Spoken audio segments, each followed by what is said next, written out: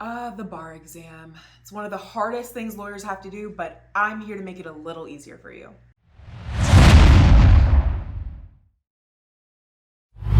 Hey guys, welcome to the video. My name is Mikayla, and my goal here today is to increase the likelihood of you passing the bar exam. I took the bar exam for the first time in October 2020, and I think the 5 tips that I'm going to give you in this video are a big reason as to why I did pass the first time. Regardless of the state or country you're taking the bar exam in, and regardless of whether you're a first-time taker or a repeat taker, these tips can apply to you. So with that being said, let's get right into it. Tip number 1 is to know how you study, whether that's taking a prep course or self-studying. I feel like in law school, really expensive prep courses are kind of pushed on you from day one, and there's a reason for that. Those prep courses are with companies that have been doing this for a long time, and typically they know what they're doing, but not everyone works best with that type of studying. Pay attention to how you studied for the SAT or the ACT to get into college. Pay attention to how you studied for the LSAT to get into law school. Those things are very telling about the type of studier you are. In my experience, I know I study better when someone is pushing me. I feel like I have accountability in that way. And for that reason, I did go with the prep course. And the prep course I chose was Kaplan. Now, all of the prep courses are expensive. That's honestly just the tea about doing something like this, and it's unfortunate. With that being said, I don't recommend any specific prep course above another one. It depends on your finances and it depends on your preferences. Personally, I chose Kaplan because I got it for $25. It's a long story, but I didn't really have to pay for it. That's why I went with Kaplan. If you're the type of person that doesn't want to throw thousands of dollars at a prep course and can self-study, then do that.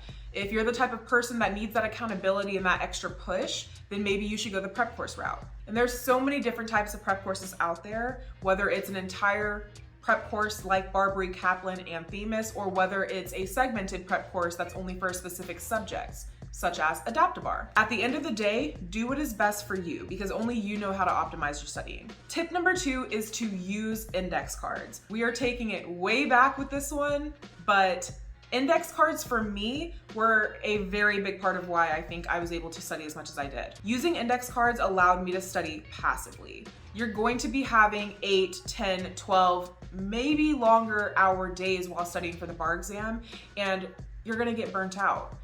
Now, when you get burnt out, you have 2 options. You can completely stop studying, and if that's what you need to do, then do that. But for me, I kind of wanted to always have something I was able to do. So for those days where I really just needed a break and I could not stare at my books or my computer screen any longer, I was able to go lay down, maybe pop on a movie or some music, and I was able to flip through my index cards a little more passively. It took a lot less energy than I would have needed, say, setting up an entire multiple choice set or an essay. Having index cards also allowed me to study anywhere. Regardless of where I was, whether I had service or internet or whatever, I always could have those index cards to flip through and make sure that my brain is reading these rules over and over and over. It was also really nice not having to always lug my books around. And a little aside with that, I know a lot of prep courses provide their own index cards. Kaplan did provide me with some. However, I still chose to make my own. One, I think that does help you learn better when you make your own index cards. And second, I was able to tailor the language to exactly how I know I wanted to say it whenever I took the actual exam.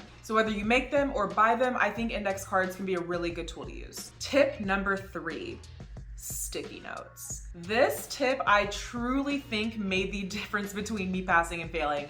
Completely. It was game-changing for me. So what I did was I had sticky notes of many different colors corresponding with each subject that was on the bar exam. So for example, I had pink for torts, blue for Civ Pro, you get the idea. And I wrote out every single rule that I needed to memorize for the bar exam. Every single rule on these sticky notes. And after I did that, I stuck them everywhere around my apartment. My apartment was the place I was studying in, so this allowed me to always be reading a rule no matter what I was doing.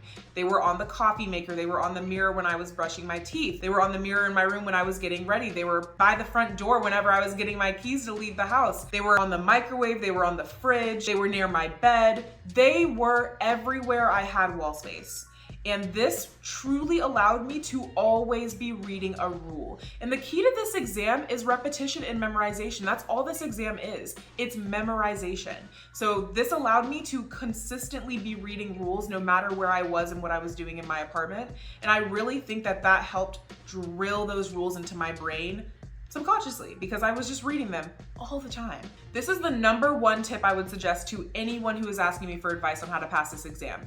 Make these sticky notes, stick them everywhere around your home, and walk around and just read them because it's going to stick in your brain when you're constantly getting exposed. Tip #4 is to tailor your studying to you. Now what I mean by this is, let's say you are taking a prep course and they say, okay, Monday you're gonna do 30 questions on business entities.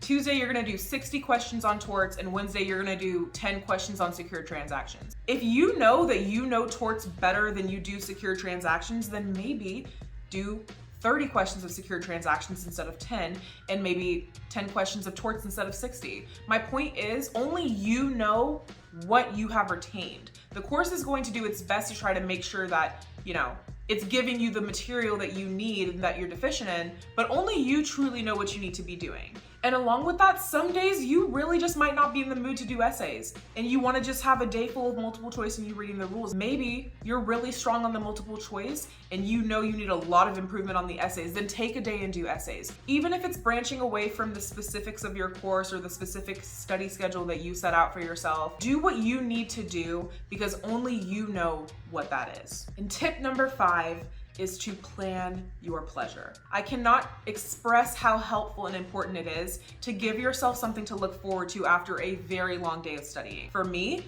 that was often video games. For you, it might look like having some really good food or going to the gym, taking a bath. Regardless of what that is for you, regardless of what's your pleasure, plan it.